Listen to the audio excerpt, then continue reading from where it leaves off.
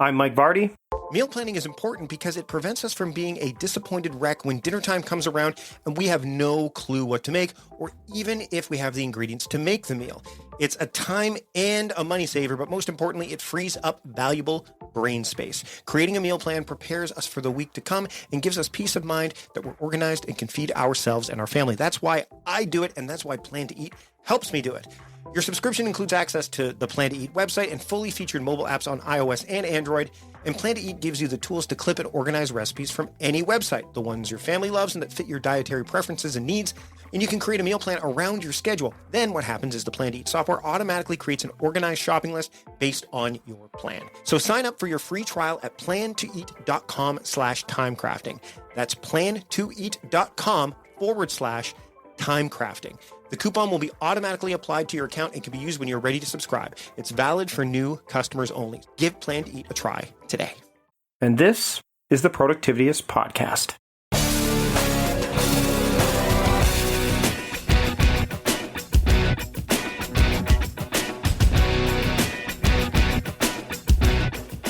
Welcome to the Productivityist Podcast. I am your host, Mike Vardy, and this week on the show, Mark Lavercombe joins me. He is the productive physician. He's a specialist physician and a medical educator, and he writes on productivity at The Productive Physician. He also writes about clinical education and leadership there. And he believes that the key to success as a professional can be unlocked by improving personal productivity, habits, and mindset. So we're not too different, except he's a doctor and I'm not. And he writes incredibly epic, deep content as well. I encourage you to check out all of the stuff he's written. Of course, you can do that in the show notes. But right now, I encourage you to listen to my conversation with Mark Lavercombe here on the Productivityist Podcast. I'd like to welcome the productive physician, Mark Lavercombe, to the podcast. Mark, thanks for joining me today. Thank you, Mark. It's a real thrill. Thank you. So before we started recording, we started talking about doctors and productivity and time management. And we're not going to spend a lot of time in there today, other than maybe we talk about how you got started. And, you know, you've written a post about this called Why Productivity for Physicians. But we're talking about my doctor. My doctor is very, I love my doctor because he's very task oriented. If you're in with him, and he loves to talk, I mean, he also loves to talk to me about the places I go, and he's fascinated by what I do. But also, it's just I get great care from him, and I guess this lends itself nicely into what you do, because you've got, again, why productivity for physicians. Like, how do you define it for yourself? How do you define productivity for yourself? And then why did you go down this road of being the productive physician?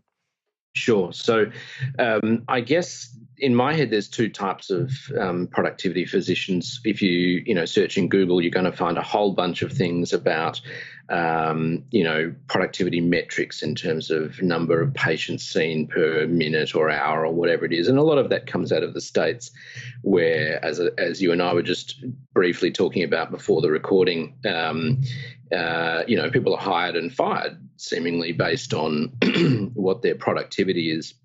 And I don't find that personally to be a particularly helpful idea. In Australia and in Canada, things are a little bit different. But I think the productivity for physicians that I'm sort of more interested in is more of the personal productivity stuff about how to be better, how to be more efficient and effective at what we do. And I guess the genesis of that came from a former mentor of mine. So I was a trainee working in a hospital in Melbourne, and as I finished that year, the professor who I was training with gave me a copy of Getting Things Done by David Allen, which I thought was a nice gift, and it sat on a shelf for probably 2 years, I think, before I opened it. I was a little bit skeptical, and I read it though, and a lot of the ideas really resonated. And I know you've been down the Getting Things Done road and sort of left that behind. And in some respects, I'm not doing strict GTD anymore. I'm doing a hybrid, Mark Lavercombe sort of version of keeping things online. But reading Getting Things Done was really the genesis or the origin of where my interest started. So that was, 6, 7, 8 years ago, I think.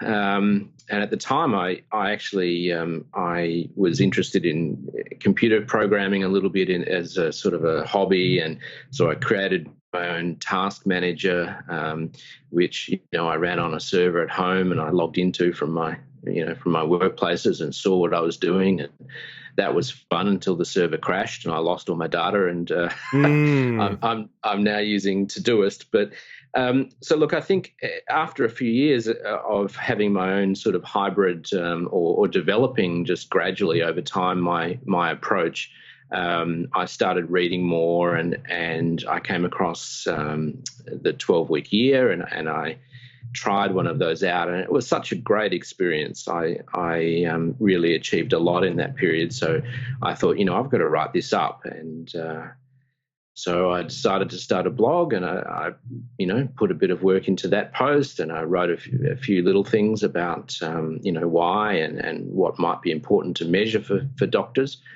And gradually since then, I've been adding a little bit more content to the website and thinking more, and here we are. So, it's interesting as you're talking about this, I started to think about the idea of diagnosis, right? Like a lot of people, when they are trying to become more productive, or they're trying to, live with more intention and find ways to pay attention to those intentions, they end up, kind of putting band-aids on things, for lack of you built an app that worked for you, and that until it didn't, right? Yep. And you had approach. So I think, it's interesting because you chronicle your journey about, it's approach centric as opposed to app centric. What do you think when it comes to people looking at their productivity? And we don't have to focus on physicians in particular, but this idea of like when you were investigating your productivity, when you've talked to other people and come across other people investigating their productivity, like what do they often misdiagnose the problem? Are they going for that quick Band-Aid solution? And what have you done to kind of keep that at bay as your journey's continued? Sure. So I think that's a good question. To me, it seems that for me and probably for other people, like you say, Band-Aid solution that seems to work. The real question is getting to me, is to the why of things. And, a lot of productivity people talk about intentionality and it's a bit of a buzzword, but to me, knowing why you're doing something and what it's for and what it's towards is kind of the key to everything, right? So if you are doing something because that's how it's always done, and that's because that's what you've got to do, and so on, you're likely to be less motivated, or you may well be less motivated and probably less effective than if you really believe in what you're trying to do and you understand why you're doing it. I think in terms of the productivity missteps that we take, a lot of the time, to me anyway, and I'm still learning. I'm not you. I'm not a leader in this field. I'm a learner. But if a lot of the times for me, it seems that we develop these sort of habits that are often maladaptive, by which I mean, we have our email sitting open all day because we think that, or we don't even think, but we kind of subconsciously assume that by seeing new emails come in, we're going to be more efficient by answering them on the spot, whereas probably the best practices, a lot of people would say, to check it a couple of times a day and, have your head out of your inbox. So that's sort of a maladaptive response to these constant prompts of demands on our time or whatever it is. So I think for a lot of people, but certainly for me, it's been a matter of trying to actually understand why I do the things the way that I'm doing them, rather than just going with the status quo, rather than just accepting, okay, I'm going to be constantly, under these pressures, and I'm going to constantly being answerable to these particular apps or whatever. How do I want to use them so that they serve me rather than me serving them? How do you avoid being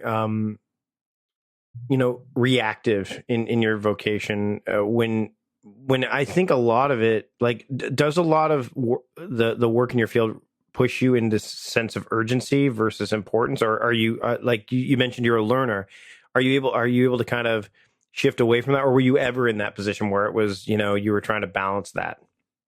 Oh, look, I mean, it's a constant balance. I remember at the time of qualifying as a specialist that, one of the main things that I was most grateful for from finishing my training was that I was going to be handing my pager back to the hospital, because I just was at a point where I couldn't take having that constant sense that someone was about to call on me, rather than being able to define my time in the way that I wanted to.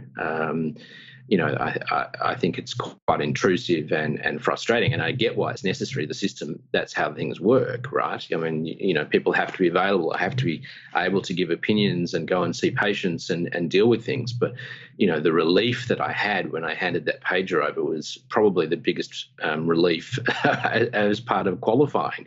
I can now choose how I want to practice. And of course, mobile phones, cell phones have changed that landscape a little bit.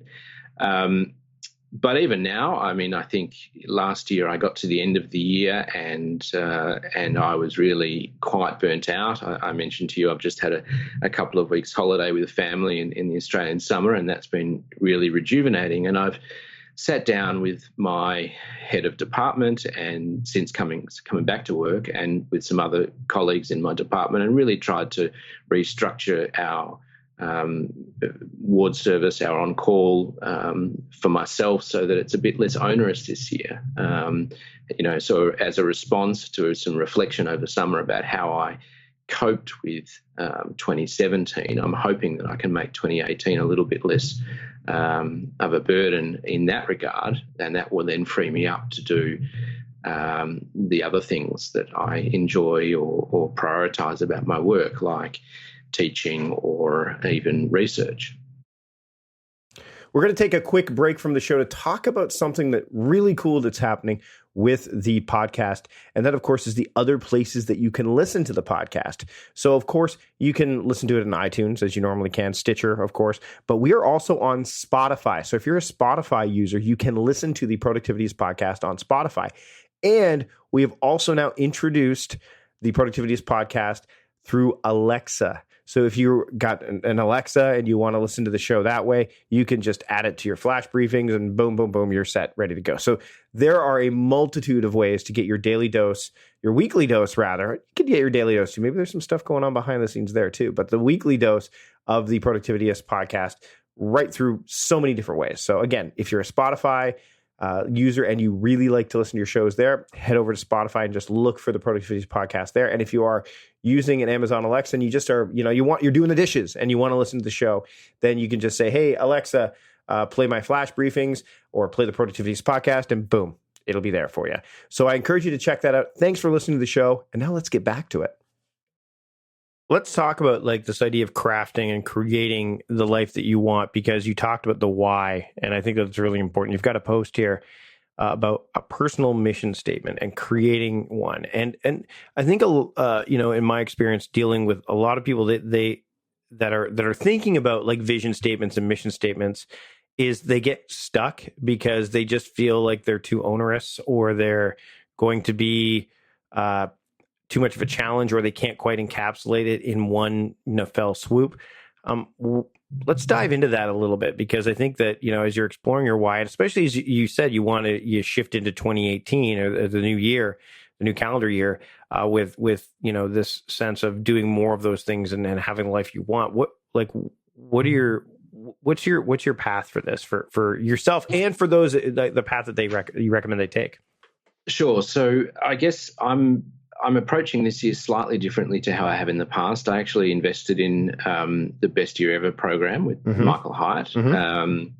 So I'm almost finished that now.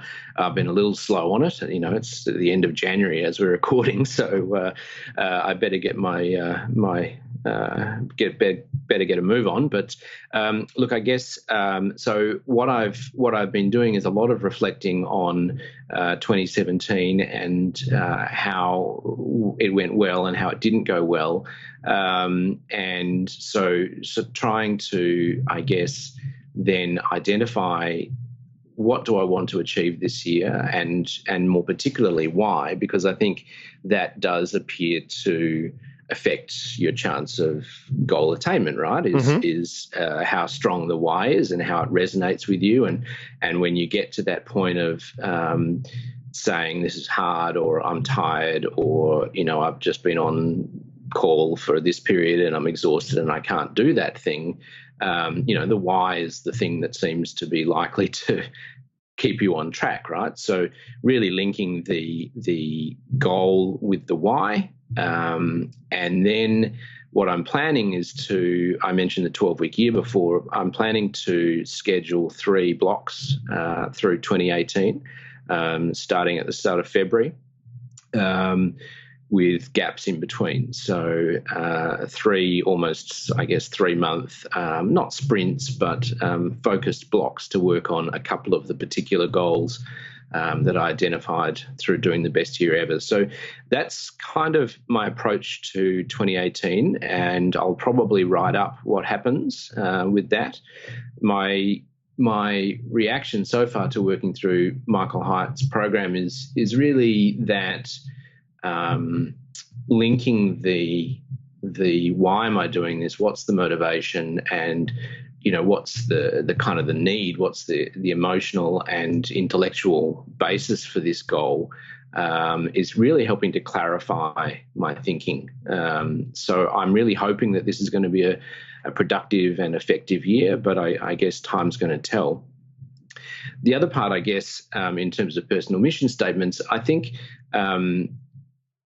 I had someone write to me recently. They've just started doing theirs, and a doctor who's trying to figure out what he wants to do a bit more clearly, and that's his goal for 2018, is to achieve some clarity in what he wants his professional world to be like, and so he's planning to sit down and look through some of the resources that I mentioned in that post. Stephen Covey's obviously the guru there, but also some other books, and really just think about what's the core that he feels about his life, his family, his work, and that's certainly what I think is when I'm trying to clarify my mission is, what are the really important things rather than what are the things that I'm told are important, by which I mean what are the obligations that my workplace or my family or society puts on me versus the things that I feel are really important and need to be prioritized, and then trying to embed that concept into decision making. I think the personal mission statement, it's a structure. You may or may not like it. You mentioned that, sometimes people feel it's a bit overwhelming, and I don't think it's necessarily for everyone, but I think going through a guided process where you think about what do you really value, what do you really feel is important, and how do those values inform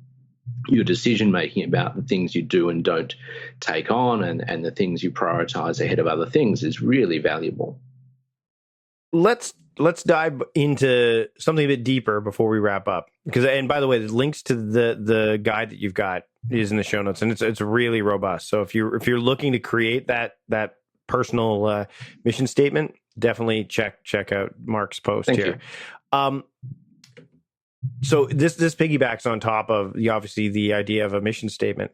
I have a deep work day. My deep work day is Friday, and I when I have a deep work day, no appointments, and if there happens to be one, it's more of an abstraction than anything else. You mentioned Cal Newport in your blog post and in your work. Let's talk a little bit about deep work. And I think that what I'd like to find out is how in the world with the demands of what I can see. And again, this is me from the outside of what the life of a physician would be like. How in the world does deep work happen? And if it doesn't, how do you How do you make it happen? I think it's a really good question because I think it is really hard and I am really struggling with it, to be blunt. I mean, I think my schedule now is about as stable as it's been ever in my career. You know, I know what I'm doing day to day, which makes it a little bit easier. But a few years ago, I worked for 3 different hospitals and had a private practice. So trying to shuttle from one place to the other and, meet the demands of each appointment, my private practice, and then schedule time for things that I wanted to work on is really difficult. So I think one of the things that I've done is a bit more scheduling, a bit more, calendar blocking.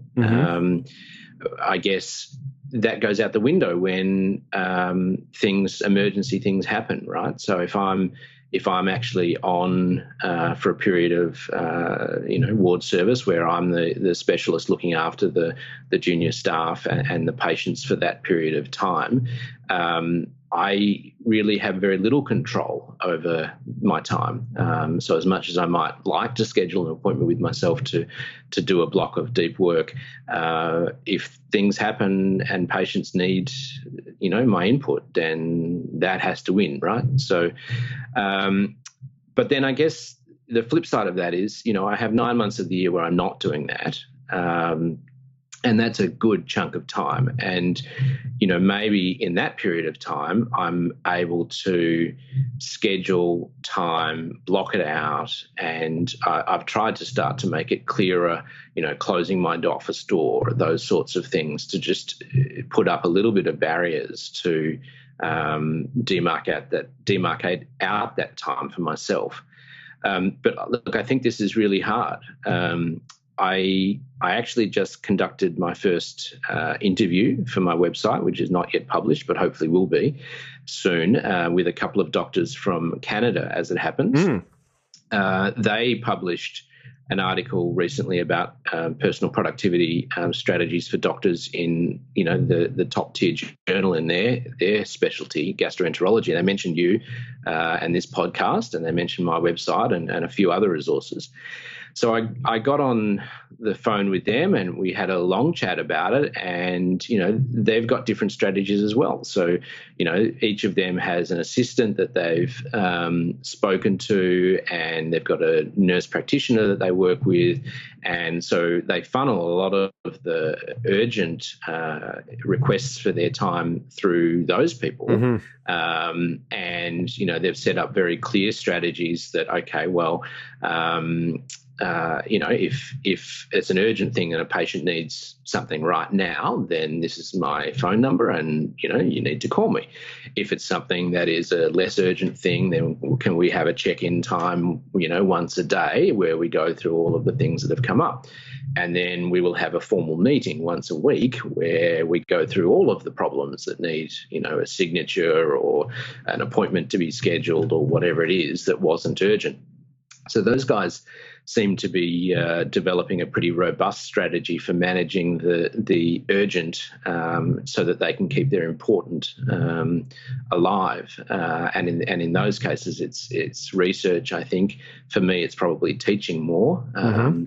But I think we all have different hats. I think one of the real blessings about being a physician is that I get to do clinical work and I get to teach, which I love. And I could do research. There's a variety of different hats, so it's not all about one thing. But then keeping those things somewhat intact and keeping the less urgent but still very important things like research going while I'm trying to keep on track with sick patients is a constant juggle. But yeah, these doctors that I've interviewed, Eric Benchimol and Richard Kaiser, they seem to be examples of how it could be done. Well, we'll be sure to add this link because by the time this episode's published after recording, it should be up, I would imagine, right? Yeah, that's right. I'll send it to you. So yeah, that way we can have it in there for people to read. So, Mark, thanks so much for taking the time today. We've got a bonus episode coming up that's going to talk about some email strategies because, we always give additional value to our members. So Sure. If you want to go to productivityist.com/membership and sign up, you'll be able to get the bonus episode. But Mark, where can people find you and learn more about your work and read more about what you're doing, whether they're physicians or not?